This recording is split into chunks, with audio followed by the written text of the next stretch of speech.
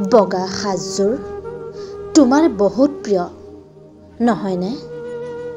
তোমাৰ বাৰু মন নাযায়নে সেই বগা সাজযোৰ ৰং তুলিকাৰে সজাই তুলিবলৈ? মই জানো তুমি যে মনৰ পৰা অলপো পচন্দ নকৰা সেই বগা সাজযোৰ, কিন্তু তুমি সমাজলৈ ভয় কৰিছা নহয় জানো? যিখন সমাজে তোমাৰ আপোনজনৰ মৃত্যুত টকালি পাৰি ভোজ ভাত খালেহি, যিখন সমাজৰ মানুহে অনবৰতে তোমাৰ ওপৰত অসৎ দৃষ্টি নিক্ষেপ কৰি থাকে, সেইখন সমাজৰ বাবে তুমি নিজকে কিয় ইমান শাস্তি দিছা হে? তুমি এতিয়া কেনেদৰে আছা, কেনেকৈ খাইছা, সিহঁতে চাবলৈ আহিছে জানো?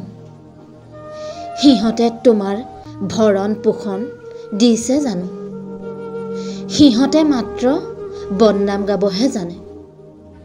বাদ দিয়া সিহঁতৰ বাবে চিন্তা কৰি থাকিবলৈ। জীৱনটো তোমাৰ নিজৰ, গতিকে তুমি নিজৰ মতে চলা।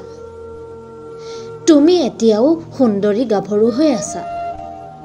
কুমলীয়া পদুমৰ পাহিৰ দৰে ফুলি থকা তোমাৰ এই মনোমোহা যৌৱন আধাতে মৰহি যাবলৈ নিদিবা। মই আছো নহয় তোমাৰ কাষত। মই তোমাক নতুন নাম দিম। তোমাৰ আশাবোৰ পুনৰ জিলিকাই তুলিম। মুঠতে তুমি থমকি নৰবা। সময়ৰ সোঁতত হেৰাই যোৱা অতীত কেতিয়াও ঘূৰি নাহে। হেৰাই যোৱা অতীতৰ কথা ভাবি তোমাৰ বৰ্তমানক নষ্ট হ'বলৈ নিদিবা। আকৌ এবাৰ সপোন দেখিবলৈ চেষ্টা কৰা। সুখবোৰে তোমাক দূৰৰ পৰা হাত বাউল দি মাতি আছে। মাত্ৰ এবাৰ সেই আগন্তুক সুখবোৰ আঁকোৱালি ল'বলৈ চেষ্টা কৰা।